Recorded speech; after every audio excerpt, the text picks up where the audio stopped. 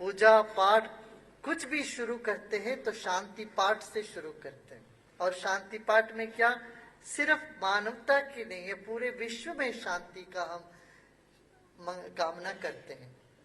जो शांति ही अंतरिक्षम शांति, सिर्फ यहाँ नहीं, जो मंडल में, यूनिवर्स में, विश्व में सब जगह शांति हो, अंतरिक्ष में शांति हो, पृथ्वी में शांति हो, औषधियों में शांति हो, वनस्पतियों में शांति हो। इस तरह से शांति की कामना से हम शुरू करते हैं।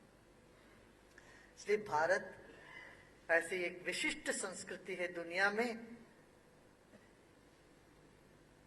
जो शांति की सिर्फ बातें नहीं करता, युद्ध के अभाव के रूप में नहीं देखता, मगर जीवन का मूलभूत रहस्य को भेद करने के लिए चल पड़ा है।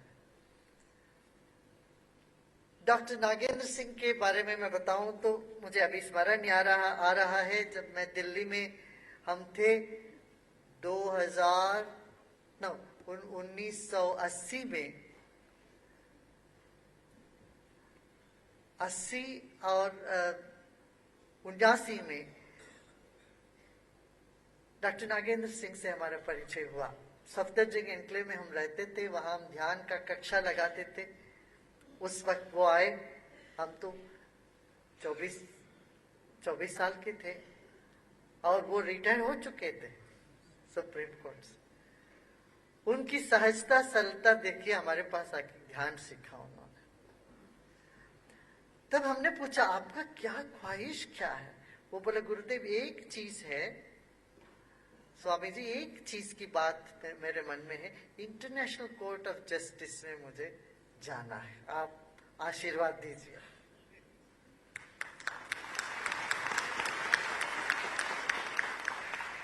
बल्कि उस वक्त मैंने कहा देखिए आप ऐसे सोच रहे हैं कि नीचे जो हाई कोर्ट में एक जज, जो लॉयर है या जज बैठे हैं, उनका क्या होगा कामना। आपको अभी तृप्त हो जाना चाहिए। एक मिनट नहीं लगा उनके चेहरे, वो बोले देखिए आप जो कह रहे हैं वो सही है, मैं तृप्ति से ही मैं ये काम को आगे बढ़ाना चाहता हूं। तब उन्होंने एक और प्रश्न हमसे पूछा, ध्यान करते वक्त जीभ कहाँ होना चाहिए? ये बड़ा विनोद वाला प्रश्न, ये हमने कहा मुंह के अंदर ही रहना चाहिए।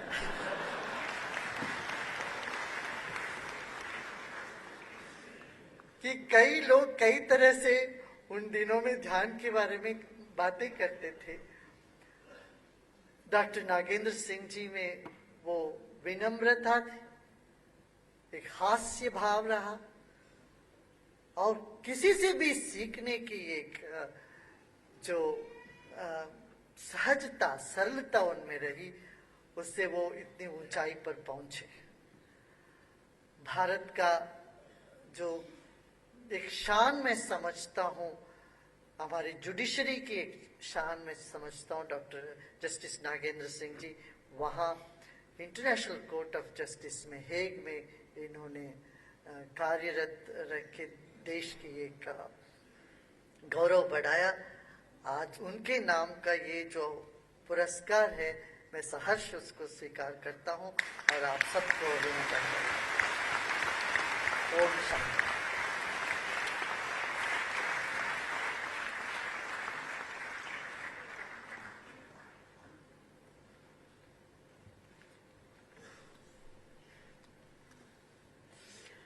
माननीय गृह मंत्री श्री राजनाथ सिंह जी से निवेदन है कि आप कृपया सभा को संबोधित करें।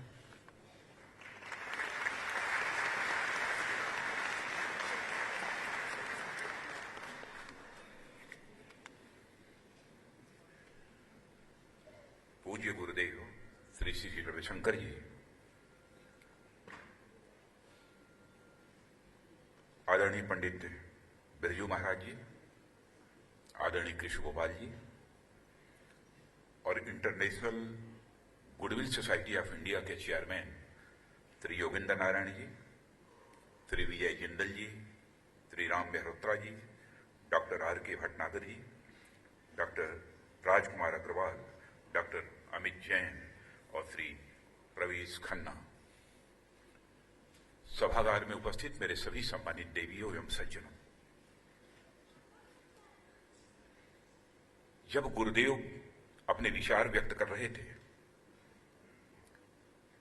बैठे बैठे मैं ये सोच रहा था कि मैंने कौन सी ऐसी गुस्ताखी की है, इस गुडविल सोसाइटी ने मुझे सजा देने का फैसला किया है। आप यह सोच रहे होंगे कि कैसी सजा। गुरुदेव के बोलने के बाद मुझे खड़ा किया गया है बोलने के लिए। यह सजा नहीं है तो मेरे लिए और क्या है। और योगेंद्र नारायण जी ने यह इंटरनेशनल पीस अवार्ड जो गुरुदेव को दिया है, बहुत ही बुद्धिमत्तापूर्ण तरीके से यह फैसला किया है आपने। बहुत इससे गुरुदेव सम्मानित नहीं हुए हैं। गुरुदेव भारत का ही नहीं बल्कि विश्व के एक ऐसे व्यक्तित्व हैं जो सम्मानित करता है, चाहे वह व्यक्ति हो अथवा संस्था हो, वह इनको सम्मानित करने से स्वयं सम्मानित हो जाती है।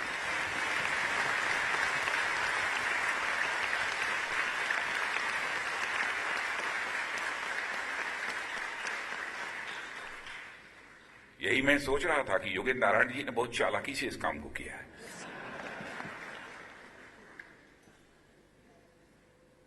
और गुरुदेव का परिचय किसी को देने की जरूरत नहीं है। उनकी आर्ट ऑफ लिविंग, उनकी सुदर्शन क्रिया जग जाहिर है, सभी उससे अच्छी तरह परिचित हैं। और मैं यह मानता हूं कि इस समय भारत के आध्यात्मिक ज्ञान और समृद्धशाली सांस्कृतिक विरासत का अग्रदूत यदि कोई है तो उस अग्रदूत का नाम है गुरुदेव श्री श्री रविशंकर।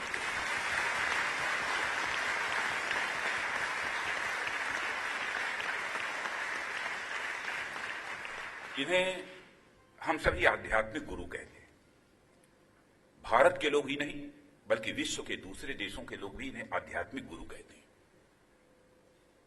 क्या आध्यात्मिक गुरु इसलिए कहते हैं कि गुरुदेव पूजा करते हैं? क्या आध्यात्मिक गुरु इसलिए कहते हैं कि उन्होंने केसरिया वस्त्र धारण कर लिया है, सफेद वस्त्र धारण कर लिया है, इसलिए आध्यात्मिक गुरु कहते हैं? मेरा यह मानना है कि इस कारण उन्हें आध्यात्मिक गुरु नहीं कहते। गुरुदेव को भारत ही नहीं सारा विश्व यदि आध्यात्मिक गुरु मानता है तो इसलिए मानता है इनका मन बड़ा है।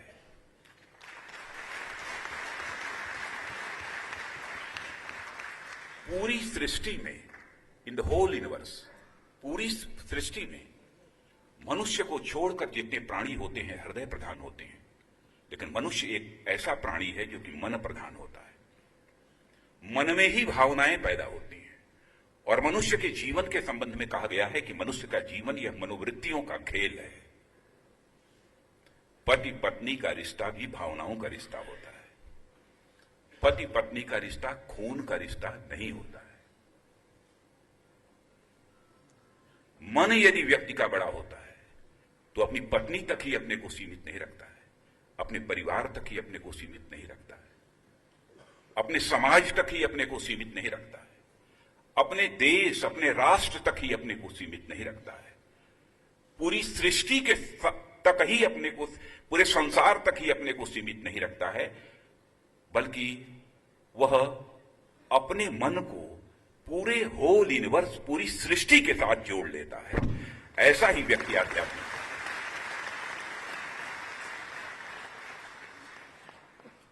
और विश्व शांति स्थापित हो, इसके लिए गुरुजी सतत प्रयत्न करते रहते हैं। निरंतर इनका कोई न कोई कार्यक्रम चलता रहता है। मैं जब इस कार्यक्रम में भाग लेने के लिए आ रहा था तो यही सोच रहा था कि गुरुजी ही इस काम को क्यों करते हैं, क्योंकि ये चित्त से शांत हैं, इसीलिए विश्व शांति के लिए काम करते हैं।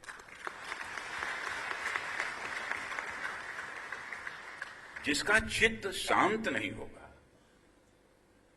वह विश्व शांति के लिए काम नहीं कर सकता।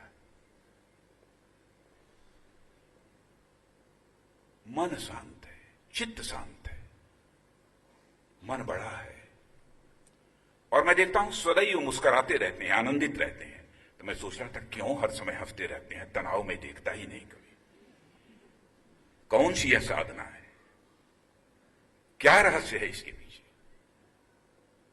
तो मैं मैथमेटिक्स का छात्र रहा हूं, फिजिक्स हमारा सब्जेक्ट रहा है, गणित, भौतिक विज्ञान।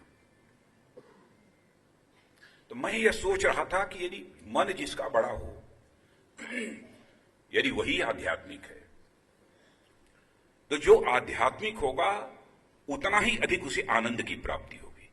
जितने ही अधिक आध्यात्मिक ऊंचाइयों को हासिल करता चला जाएगा, उसी मात्रा में उसे सुख आनंद की अनुभूति होती चली जाएगी। और मनुष्य के जीवन का जो चरम लक्ष्य होता है परमानंद की प्राप्ति, वह जीवन में परमानंद की भी प्राप्ति कर लेता है।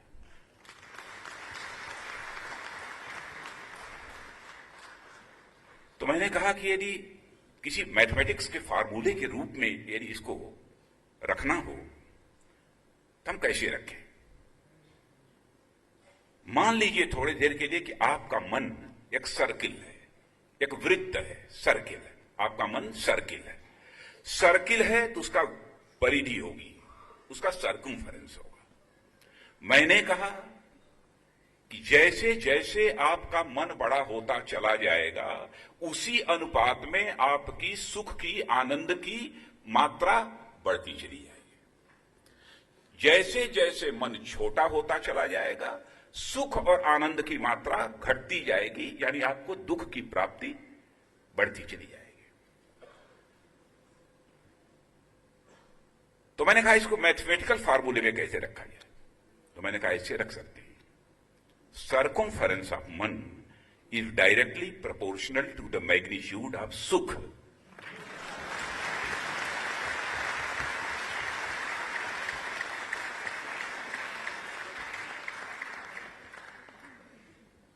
मन की परिधि यह सीधा समानुपाती होती है सुख की मात्रा के, आनंद की मात्रा के। जीवन में सर्वाधिक सुख यदि चित्त शांत होने के कारण, मन बड़ा होने के कारण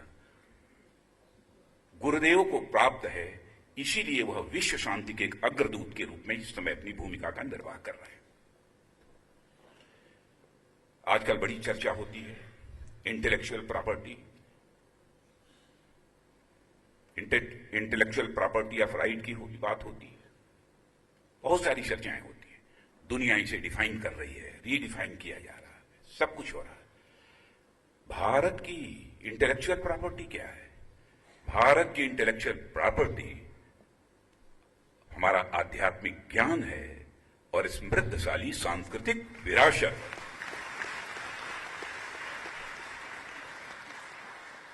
हम यह दावा तो करते हैं कि हमारी संस्कृति समृद्धशाली है, रिच है हमारी कल्चर। वैसे कल्चर वर्ड में, कल्चर इस शब्द में संस्कृति पूरी तरह से परिभाषित नहीं होती है, पूरी तरह से परिभाषित नहीं होती, लेकिन है संस्कृति का एक यह अनुवाद अंग्रेजी में कल्चर कहा गया है। समृद्धशाली संस्कृति है। हम दावा तो करते हैं कि हमारी संस्कृति समृद्धशाली है, लेकिन दुनिया को इसका लाभ मिले, इसके लिए हम भारतवासियों ने अपने दरवाजे भी खोल रखे हैं और अपने रोशनदान भी खोल रखे हैं, अपनी खिड़की भी खोल रखी है कि हमारी इस समृद्धशाली संस्कृति का लाभ सारी दुनिया को मिलना चाहिए। और उसी रोशनदान, उसी खिड़की, उसी दरवाजे से गुरुदेव सारे विश्व को शांति का संदेश देने का काम कर रहे हैं।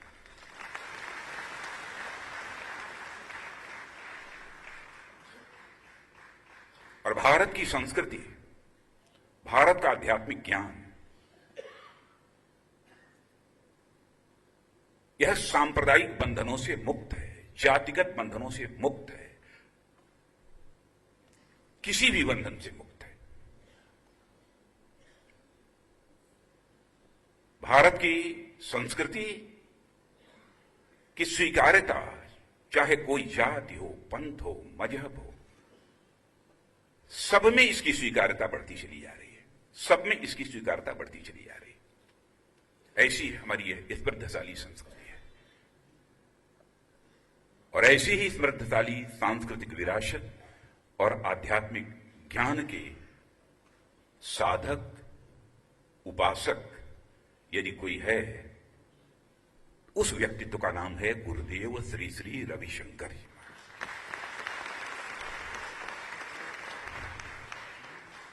आप कल्पना करिए कि हमारे ऋषियों और मनीषियों का मन कितना बड़ा था। उन्होंने केवल भारत की सीमा में रहने वाले लोगों को ही अपने परिवार का सदस्य नहीं माना। उन्होंने कहा कि पूरे इस धरा पर, विश्व की धरा पर रहने वाले जितने लोग हैं वह सभी हमारे परिवार के सदस्य हैं। और वसुधैव कुटुंबकम का संदेश दुनिया की किसी धरती से सारे विश्व को गया है तो केवल और केवल भारत की धरती से गया है, दुनिया के किसी दूसरे देश की धरती से नहीं गया। Whole world is a family, सारा विश्व ही एक परिवार है। छोटे मन का व्यक्ति यह संदेश नहीं दे सकता है कि सारा विश्व ही एक परिवार है। बड़े मन का ही व्यक्ति यह संदेश दे सकता है कि पूरा विश्व एक परिवार है। इसी आदर्श को, वसुधैव कुटुंबकम का आदर्श अपने सामने रखकर आप जैसे लोग विश्व शांति स्थापित करने का सारे विश्व में प्रयास कर रहे हैं। और मैंने यह महसूस किया है कि गुरुदेव जी की जो मानवीय संवेदना है, जो इनकी संवेदनाएं हैं, तो पूरे विश्व की धरती बहुत सारी काल्पनिक रेखाओं से भिन्न भिन्न राष्ट्रों में बंधी हुई है। भारत, पाकिस्तान, बांग्लादेश और आगे चले जाए अमेरिका, चीन, बहुत सारे ऐसे देश हैं काल्पनिक रेखाओं में। लेकिन मैं कह सकता हूं कि हमारे गुरुवर की मानवीय संवेदनाएं इन काल्पनिक रेखाओं में सीमित नहीं है। वह यदि भारत में यदि कोई संकट पैदा होता है तब भी सहायता और मदद के लिए नंगे पांव दौड़ पड़ते हैं। और अमेरिका में भी यदि कैटरीना जैसा प्रलयंकारी तूफान आता है तो अमेरिका में भी मदद करने के लिए नंगे पांव दौड़ पड़ते हैं। तो आपकी संवेदनाएं वह इस भूभाग को बांटने वाली काल्पनिक रेखाओं तक ही सीमित नहीं है। सामाजिक सरोकार से भी बराबर आप जुड़े रहते हैं। मैं अन्य सरोकारों की चर्चा नहीं करता हूं। हाल में ही कश्मीर में जो अनरेस्ट पैदा हुआ, मुझे जानकारी नहीं थी। मैं 3 बार कश्मीर वैली गया, वहां के लोगों से बातचीत की। मैं बराबर प्रयत्नशील था कि वहां किसी न किसी तरीके से शांति स्थापित होनी चाहिए। एकाएक गुरुदेव का एक टेलीफोन मेरे पास आता है। मैं उस विस्तार में उसकी चर्चा नहीं करूंगा, किससे उन्होंने बात की, क्या की, लेकिन जिस व्यक्ति से उनकी बात हुई थी, मैं कल्पना भी नहीं कर सकता था कि गुरुदेव की बात उनसे भी हो चुकी है। और उसके मन को उन्होंने परिवर्तित कर दिया है, उसके सोच को परिवर्तित कर दिया है, इसकी मैं कल्पना नहीं करता।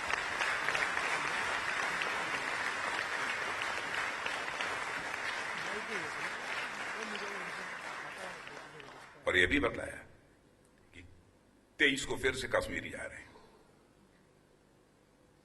वहां के लोगों के साथ बैठकर बातचीत करेंगे।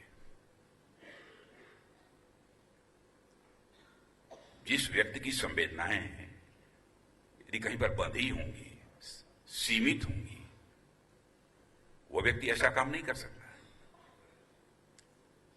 ऐसे ही व्यक्ति, इतना ही नहीं, वहां जो कुछ स्कूल जलाए गए, यानी आहत हुए हमारे गुरुदेव, आहत हुए बच्चों का क्या होगा, कैसे बच्चों की चिंता की जाए। इन्होंने फैसला किया कि अपने फाउंडेशन के माध्यम से जो स्कूल जले हैं उन स्कूलों का पुनर्निर्माण कराया जाए।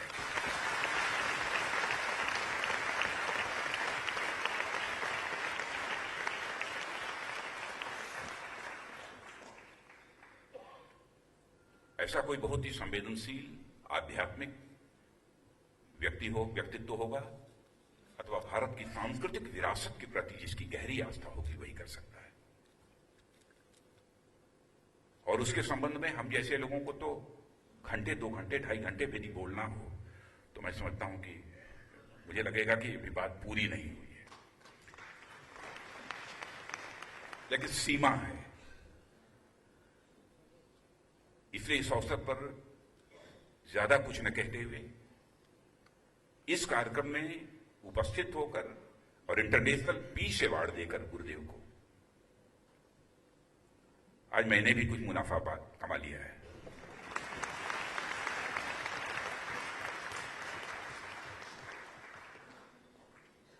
और मैं लाभान्वित हुआ हूं।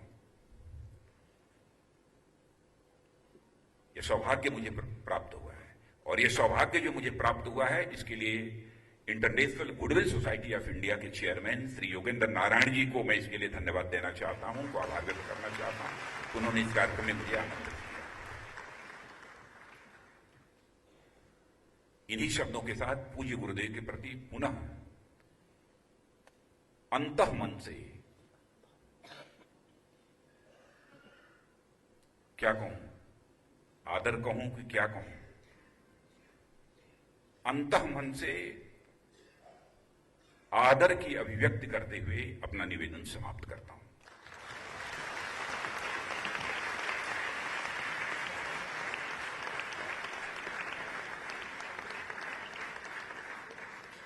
आपका बहुत धन्यवाद। मैं आरएसएस के सह सरकार्यवाह डॉक्टर कृष्ण गोपाल से निवेदन करती हूं कि आप कृपया अपने संबोधन के लिए पधारें।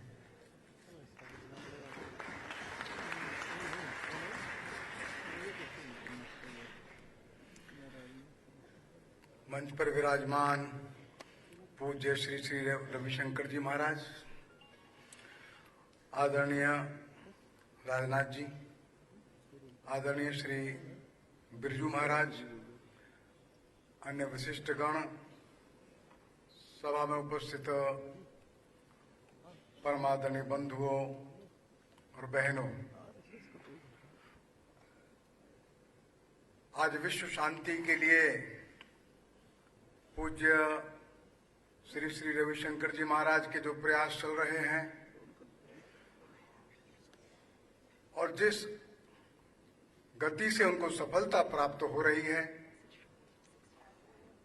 ऐसा लगता है कि विश्व का कोई भी पुरस्कार उनके लिए छोटा है।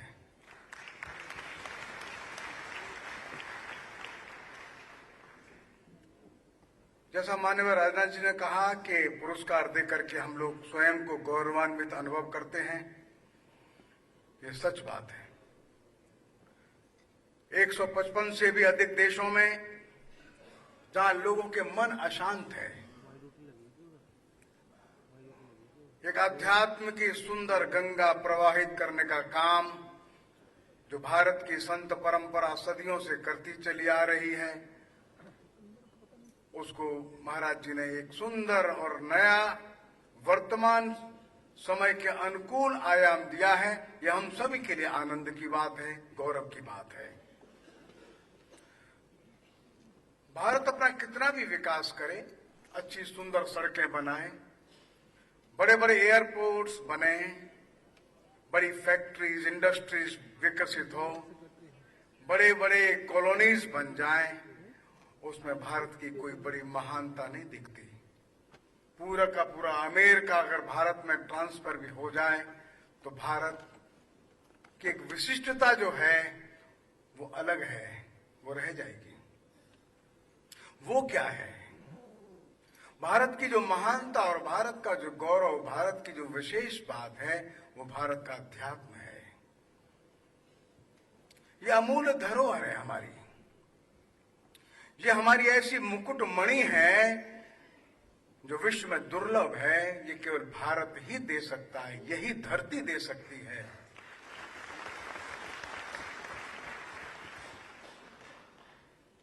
भारत की जो अध्यात्म की परंपराएं बड़ी गौरवशाली है। हजारों हजारों वर्षों से भारत की इस आध्यात्मिक परंपरा ने एक विशेष आविष्कार किया और विशेष दीक्षा दी पृथ्वी के जन को। मान लो, स्वीकार कर लो, अंतर्मन से देखो, अंतरात्मा से देखो, अपनी आंखों को अंदर ला करके देखो और देखो सर्वत्र एक ही ईश्वर है, एक ही ब्रह्म है, दो नहीं है, एक ही है। हम और आप ये दो नहीं, एक ही है।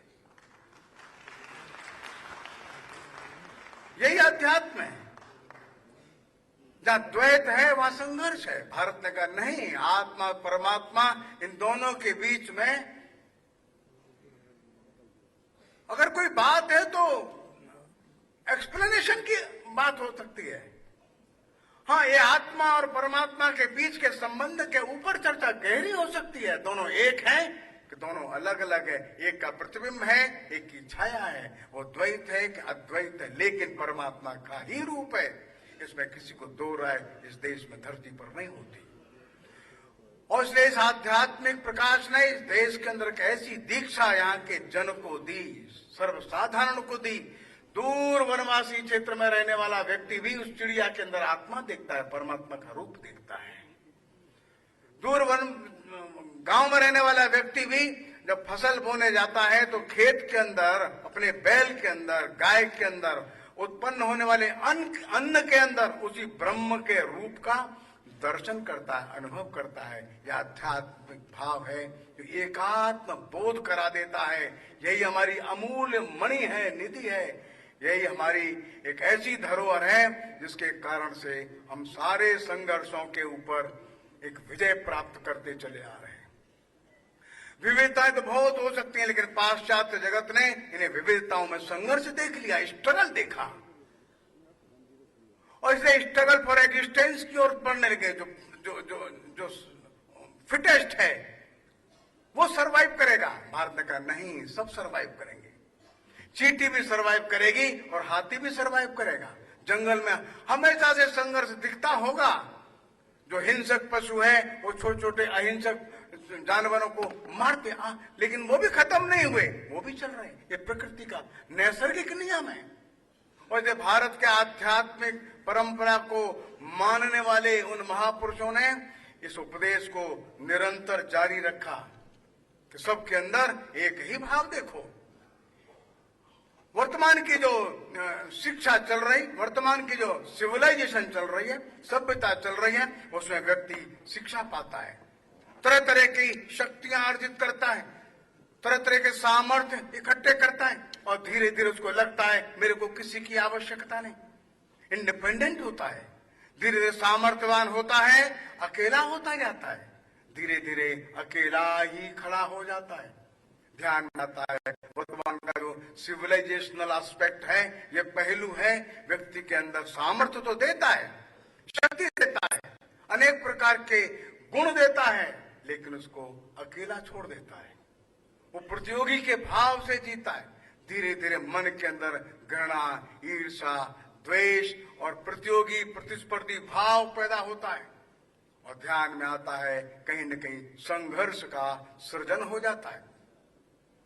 ऐसे में अध्यात्म की जरूरत है, एक अच्छा सिंथेसिस की जरूरत है, जो वर्तमान सिविलाइजेशन और भारत का जो स्पिरिचुअल विजडम है, इन दोनों का सिंथेसिस ही विश्व में एक नया मार्ग दिखाएगा, शांति लाएगा। श्री श्री महाराज उसी महान आविष्कार को लेकर सारे विश्व में भ्रमण कर रहे हैं। भारत का यह आविष्कार है।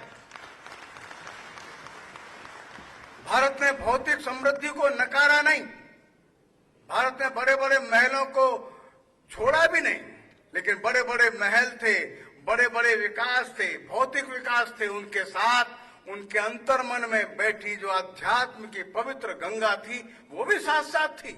और ये भारत ही एक ऐसा देश था, बड़े बड़े राजा भिक्षा का कटोरा लेकर के जंगल में चले जाते थे, बड़े बड़े महाराज सिंहासन छोड़ करके आध्यात्मिक साधना में लग जाते थे। इस भारत की भूमि ने इन दोनों का अच्छा सुंदर सिंथेसिस उपलब्ध कराया है, और इसलिए आगे आने वाले भविष्य में संघर्ष न बढ़े, इसलिए लगातार अध्यात्म की ये सुरसरी बहती रहे।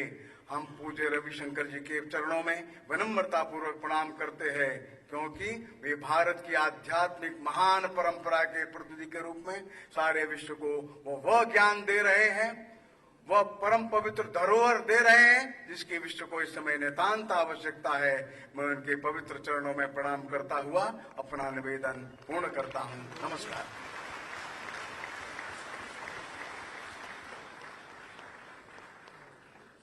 कला जगत के दैदीप्यमान सूर्य, पद्म विभूषण से अलंकृत पंडित बिरजू महाराज से निवेदन है कि आप कृपया गुरु जी को शुभकामनाएं देते हुए 2 शब्द कहें।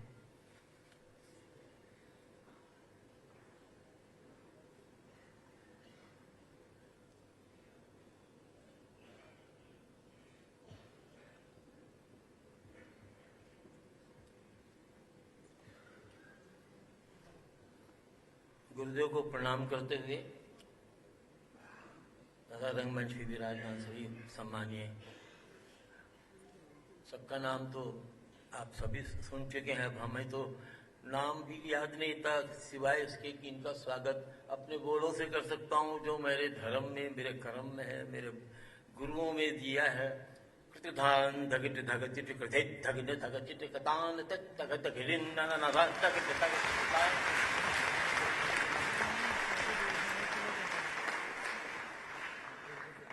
दो बात बोलूंगा, एक बार आपके लिए, एक बार आप सबके लिए, क्योंकि जनता जो है उसका बहुत बड़ी दुआएं मिलती हैं हम लोगों को, उनका प्यार मिलता है, उससे कला और भी निखरती है, नए फल देने लगती है। हमारी प्यारी जनता भी हमारी बहुत ज़रूरी है और हमारे गुरुदेव तो स्वयं शांति का प्रतीक हैं। और मुझे बड़ा सौभाग्य रहा कि इनके आश्रम में जाकर मैंने बच्चों को तालीम दी। इतना अच्छा वातावरण है, मैं आपको क्या बताऊं। फिर से जाऊंगा, फिर पहुंचूंगा। और इतनी गहरी बातें श्री राज जी ने कहा, इतने अच्छे अच्छे शब्दों में आप सब लोगों ने बोल दिया जो रविशंकर जी के लिए, श्री रविशंकर जी के लिए जो बोले हैं। अब हम उनसे ज्यादा क्या बोल पाएंगे। हम तो करते थे दगन नगन धगते कथान का कथान का कथान थे। आपके लिए, आप सबके लिए तगुन का तकते धगते टिकते टिकते टिकते लगने लगने तेरे तगने का तकते धगते कथान का कथान दान दान दान दान। बहुत सबको शुभकामना। ईश्वर करे आपके मन में आध्यात्म ध्यान बना रहे, क्योंकि हम लोग भी ताल साधना, स्वर साधना करते हैं और शांति की ओर, खुशी देने की, हर्ष देने के लिए हम लोग का प्रयास रहता। हमारा तमाम संगीतज्ञ जो हमारे क्लासिकल म्यूजिक के और संगीत के हैं, हम सबका संदेश एक ही है, अपने आप में बैठो, अपने आप को सोचो और सुनो और देखो। धन्यवाद।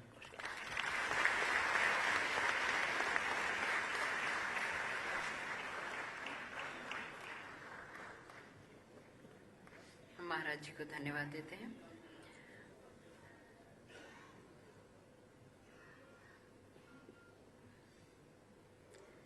यहाँ उपस्थित आप में से बहुत ऐसे हैं जो ऐसे होंगे जो कि गुरुदेव जी से कुछ सवाल पूछना चाहते हैं।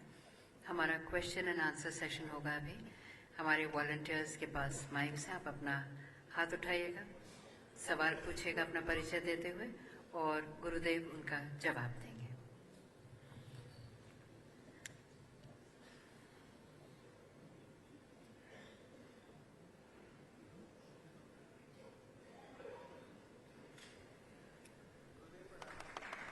हाँ, मैं विपिन मोहन अग्रवाल बुलंदशहर चैप्टर से हूँ। मेरा प्रश्न ये है, यदि शांति तलाश में हमें आपके आश्रम में जाना हो, रहना हो, तो उसके लिए क्या आवश्यक नियम और शर्तें होती हैं, वो हम कहाँ से प्राप्त कर सकते हैं ताकि हम आदमी आपके आश्रम में जुड़ सके? हाँ, आप आ सकते हैं, बिल्कुल। वेबसाइट में सब है, आप आइए। गुरुदेव प्रणाम। हाँ, मैं निश्लेष, चेयरमैन एनआरआई रिलेशन काउंसिल हूँ और हम लोगों का अपना वेब टीवी का नेटवर्क भी है। मेरा एक सवाल है आपसे।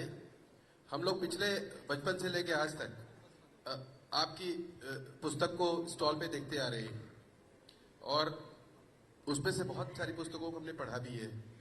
तो हिंदुस्तान के बाहर से ऐसा लगता है कि आपकी शुरुआत हुई जबकि आप हिंदुस्तान की मिट्टी के हैं।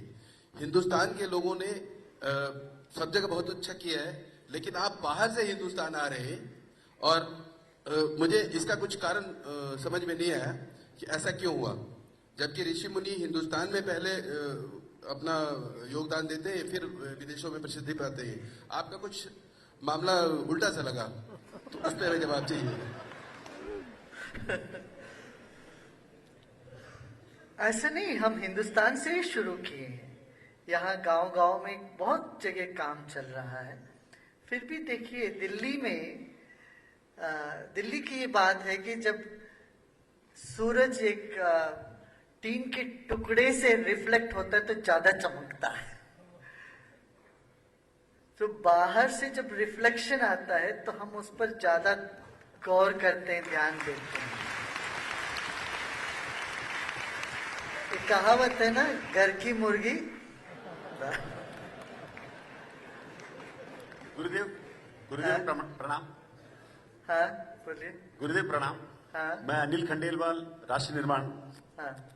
हमारे साथ एक राजकुमार केजरीवाल जी वाराणसी से भी पूछना चाहते हैं कि अच्छा काम करने वालों का विरोध ही क्यों था अब हमेशा? उनकी मजबूती की परीक्षा है। अच्छा काम करने वाले मजबूत हो तो विरोध तो उनको और चमकाता है। ये तो एक ब्लेसिंग ही समझिए। गुरु जी प्रणाम। हाँ जी, मेरा ऑब्जर्वेशन है कि हमारे कंट्री में we are in general becoming intolerant, परंतु करप्शन के अगेंस्ट हमारी टॉलरेंस बढ़ती जा रही है। ब्लैक मनी के अगेंस्ट हमारी इंटॉलरेंस क्यों नहीं बढ़ती है? तो कोई ऐसा मूल मंत्र बताएं ताकि हम लोग करप्शन के अगेंस्ट, ब्लैक मनी के खिलाफ आवाज उठा पाए सारी कंट्री में, और ये ब्लैक मनी को कर्ब कर पाए। मैं समझता हूं हमारे यहाँ इंटॉलरेंस बढ़नी चाहिए थोड़ा बहुत, क्यों हम इंडिफरेंट हैं। इंटॉलरेंस एक तरफ हो गया, ये दूसरा इंडिफरेंस है। हमारा इंडिफरेंस करप्शन की तरफ, हमारा इंडिफरेंस है प्रोग्रेस की तरफ, इंडिफरेंस है दूसरों की तरफ, ये खत्म होनी चाहिए। There is a difference between intolerance and indifference. Intolerance किसको कहते? जब आप गुस्से में आ जाते हो तब कहते हैं आप इंटॉलरेंट है। मैं कहता हूं हम इंडिफरेंट हैं। कहां गुस्सा इतना निकलता भी नहीं है। घर के जो अपने लोगों से गुस्सा करते रहते हैं, हमारे भीतर एक तरह से सामाजिक चीजों में सोए हुए से रहते हैं हम। इसलिए मैं कहता हूं कि ये इंडिफरेंस ज्यादा है। इंडिफरेंस से निकलना हो तो थोड़ा इंटॉलरेंस होना अच्छा है, फिर हम बीच में आएंगे। गुरुदेव प्रणाम। हाँ जी, मैं एक चीज प्रश्न पूछना चाहती हूँ। हाँ। हमारे धर्म में हमेशा से महाभारत और रामायण में सिंहासन और जमीन के लिए लड़ाई होती रही, लेकिन ये हमारी संस्कृति और हम पूजा भी करते हैं, सब कुछ धर्म ग्रंथ है, लेकिन आज तक हम बदले नहीं है। हम वही के वही खड़े हैं, वही लड़ाई। और गुरुदेव, मैं स्लम्स में जाके काम करती हूँ और मैं जब लौटती हूँ तो बेचैन हो जाती हूँ, क्योंकि मुझे कहीं कोई बदलाव नहीं। 20 साल से एनजीओज लगे हुए हैं, वही गंदगी, वही हालत, वही ड्रग एडिक्शन। तो हम लोग इस 5 सितारा होटलों में भ्रूण हत्या की बातें करते हैं, इतना कुछ करते हैं, लेकिन यथार्थ पर जुड़कर कितना हो रहा है। हमारे साथ आप चले वसंत कुंज के स्लमों में, इस टाइट क्लैम्प में, आपके भी आंखों से गुरुदेव आंसू आ जाएगा। तो प्लीज गुरुदेव, आप कुछ वहां के लिए भी करें। हाँ माँ, मैं आपकी दर्द समझता हूं, मगर मैं आपको एक बात कहना चाहता हूं। जो सेवा में रत हम लोग होते हैं ना, हम अपनी मन की प्रसन्नता को नहीं खोना चाहिए। जैसे कोई डॉक्टर रोज हॉस्पिटल में जाता है, वो ये कह, अरे मैं इतना मरीजों को ठीक कर रहा हूं, फिर मरीज आ ही रहे हैं, आ ही रहे, अब हम कैसे स्वस्थ रहेंगे? मरीजों के बीच में हम भी बीमार हो जाएं। तो ये धारणा उचित नहीं होगी। गुरुजी, इस समाज का ढंग ऐसा है, ये कभी बदलता नहीं है, फिर हर क्षण बदलता रहता है। आप देखेंगे वैसी हालत नहीं है जो कल था। तो प्रकृति का नियम परिवर्तन हर क्षण। अच्छा, इसमें देखिए, और प्रकृति का नियम ये है, कुछ है जो अपरिवर्तनशील है, वो हमारी आत्म चेतना है, हमारी सत्ता है, हमारी विश्वास है, हमारा प्रेम है, हमारी करुणा है। वो चीज नहीं बदलती है। तो कुछ बदलती है उसको भी हम स्वीकार करें, कुछ नहीं बदलती है उसको भी देखें, और तभी हम सेवा में सक्षम रत रह सकते हैं। जय गुरुदेव। मैं I am doctor Girish Gupta. मैं ये प्रश्न पूछना चाहता हूँ कि आत्मा तो अजर है, अमर है, और शरीर जो है जड़ है। हाँ। तब मृत्यु किसकी होती है? मन और शरीर का पार्थक्य ही या आत्मा और शरीर का पार्थक्य मृत्यु कहते हैं। वो फिर जुड़ जाने से जन्म होता है। अच्छा, ये तो छोड़िए ना, आप ये देखिए, आपको ये नहीं लगता कि मैं कभी बदला नहीं हूं? आपको लगता है क्या माइक आपको दीजिए। आपको कभी ऐसा तो महसूस हुआ होगा, सब कुछ बदल रहा है, मैं नहीं बदला हूं, सब कोई बड़े होते जा रहे हैं, मैं वैसे के वैसा ही हूं, लगता है ना? आपके भीतर कुछ वही चीज है, वो जब बदलता ही नहीं है वही आत्मा है। और जो सब कुछ बदल रहे हैं, विचार बदल रहे हैं, भावनाएं बदल रही हैं, शरीर बदल रहा है, बदल रही, ये पूरा जो है ये लौकिक है। समझ रहे ना बात? तो हमारे भीतर कोई एक चीज है जो बदलती नहीं है, वो मरती भी नहीं है। जय गुरुदेव। नमस्कार। हेलो गुरुदेव। हेलो। चरण स्पर्श। मैं पंकज एक घटना बताना चाहूंगा आपको इस तरफ। हाँ जी। हेलो। अभी मैं स्वीडन में था तो किसी ने मेरे को इंग्लिश परिवार ने खाने में बुलाया, तो खाने से पहले वो संस्कृत में श्लोक पढ़ रहे हैं। वो आपके अनुयायी हैं, मैं भी आर्ट ऑफ लिविंग से जुड़ा उनसे। तो सशस्त्र नमन, आपकी वजह से हमें फक्र होता है बाहर जाने पर, भाई हम जिस कल्चर को हम शायद छोड़ चुके हैं वो अपना आकर संस्कृत श्लोक पढ़ के खाना खा रहे हैं। और एक विनती है, आज के बच्चों के ऊपर शिक्षा की रूप में बहुत प्रेशर है, वो बचपन में ही बहुत ज्यादा दबाव में जी रहे हैं।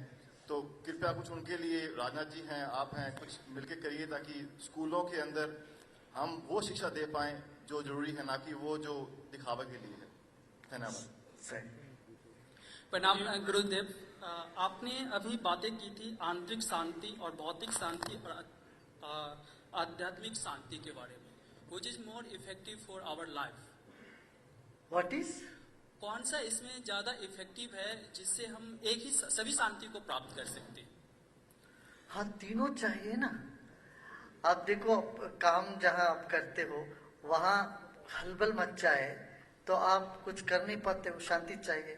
फिर घर में आते हो, उधर भी शांति चाहिए ना। आप घर में भी चाहते हो, काम जहां करते हो उधर भी चाहते हो, और ये सब होने के बाद कहीं स्ट्राइक हो, पूरा आपके मोहल्ले में कोई, जैसे कश्मीर में अभी मच गया उद्दंडता, इस तरह से कहीं हो जाए तब भी नहीं हो पाएगा ना। तो इसलिए शांति की हर स्तर, कई स्तर हैं और सभी स्तर मायने रखता है। और इस सब होने के बावजूद भी कुछ अंदर बेचैनी हो रही हो, उसके लिए ध्यान करो। ध्यान करने से सब तरह की शांति मिलती है। हाँ। Ishfaqur Rahman Poswal. Can we have this as the last question? Yeah, last question.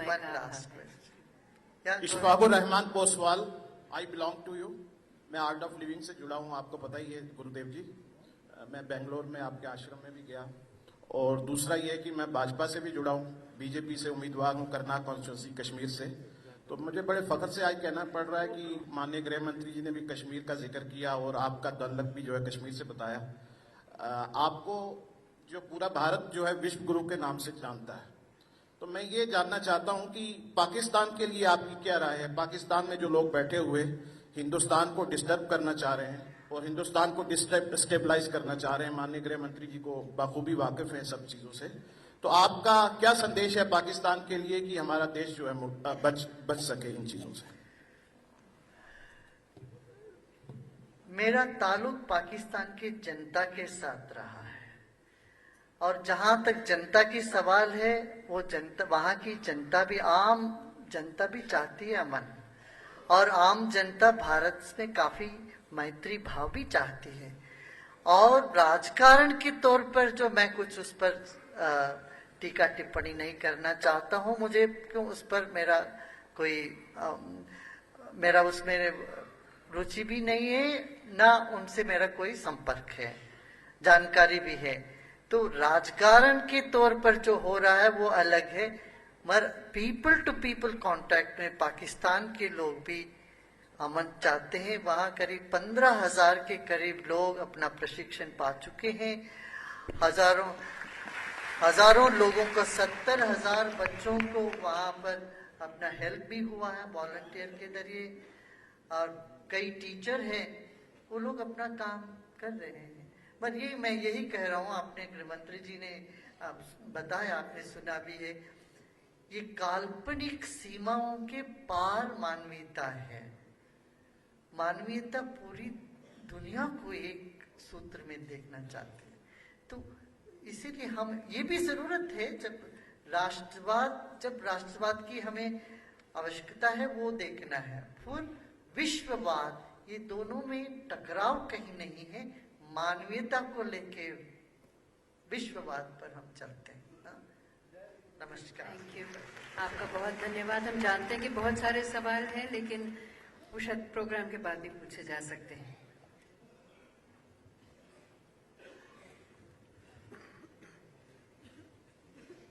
ऐसे यहाँ बहुत सारे लोग हैं जिन्होंने